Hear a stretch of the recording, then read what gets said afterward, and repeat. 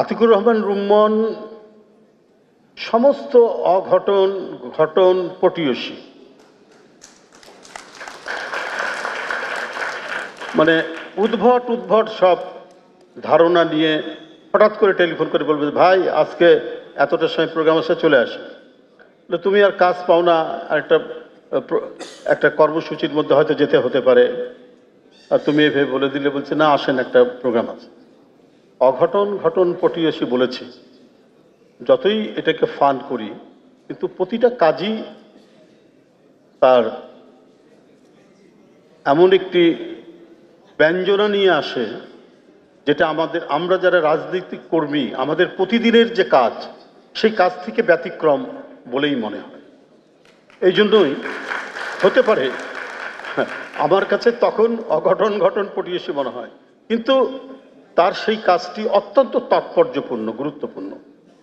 Chairman সাহেবকে আগেই বলে রাখে, চেয়ারম্যান সাহেবও আমার কেন জানি মনে হয় দিন রাত উনি কথা বলছেন, বিভিন্ন মিটিং সভা সমাবেশ, রাজনীতির বহু ঘটনা ঘটছে, এর মধ্যে আনন্দ হতাশা বেদনা সব কিছুকে ধারণ করেই তাকে নেতৃত্ব দিতে হয়। কিন্তু এই ধরনের নন কনভেনশনাল যে সমস্ত অনুষ্ঠান, সেগুলোতে তার দেখি একটা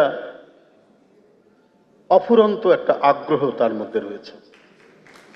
এবং আপনাদের কাছে আমি শুধু এইটুকুই বলি, এটা মানে ইয়ের বাইরে, প্রসঙ্গের বাইরে কথা হচ্ছে, কিন্তু তারপরেও আমি একটু বলি যে অনেক বিষয় আমরা যারা কাজ করছি, বা আমাদেরকে হয়তো উনি বললেন যে একটা দেখুন তো এটা নাম দেন একটা, আমরা 2-3 দিন চেষ্টা করেও পারিনি, কিন্তু একটা কাব্যিক নাম উনার কাছ থেকে আসে।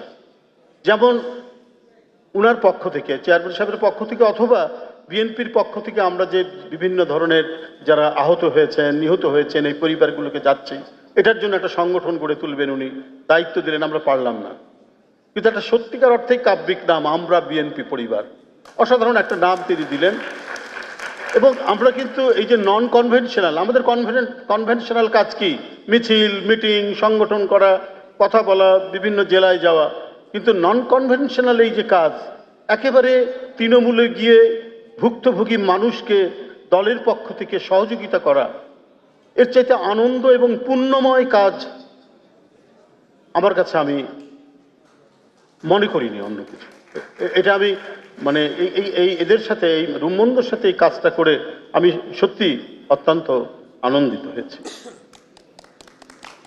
তাই আজকের যখন এই যে বাংলাদেশ অ্যানিম্যাল ওয়েলফেয়ার অ্যাসোসিয়েশনের উদ্যোগে যে এই অনুষ্ঠানটি, এটাও আমার কাছে মনে হয়েছে আমাদের প্রতিদিনের কাজের চাইতে একটু ব্যতিক্রমী একটি অনুষ্ঠান করতে যাচ্ছে রুম্মনরা, এবং সেখানে আমাকেও আমন্ত্রণ জানানো হয়েছে, বলেছে হঠাৎ করেই বলেছে।